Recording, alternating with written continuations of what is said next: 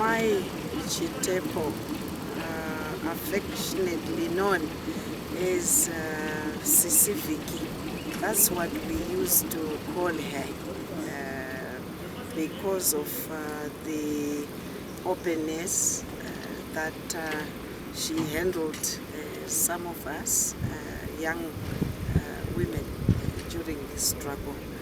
I met Mama Chitepo in 1980 after we got our independence. It's because we come from the same district, Mutasa district.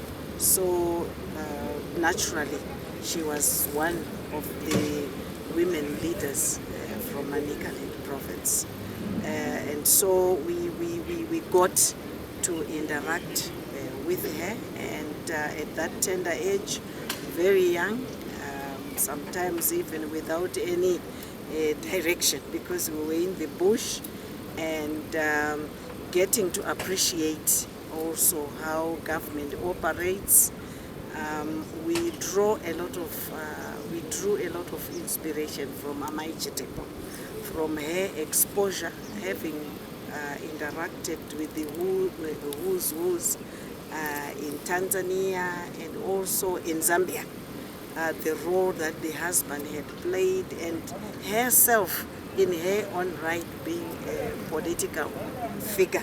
The first thing that she taught us was to look presentable. So the type of dressing, the way we handled ourselves in public, although it was something that we did privately. So she used to teach us because we were just coming from the bush. So she assisted us to adjust to that situation. But personally, she encouraged me to go back to school because that time I had not gone through my O-levels.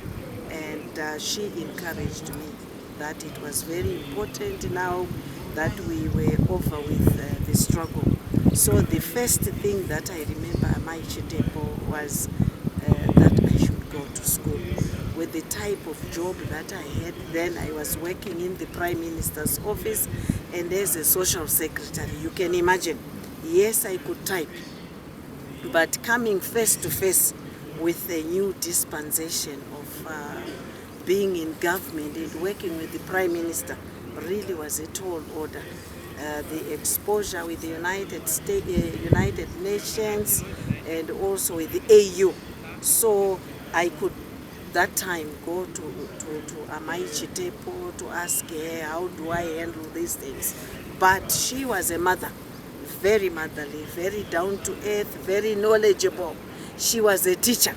That you can't take away from Amai Chitepo. She was a teacher.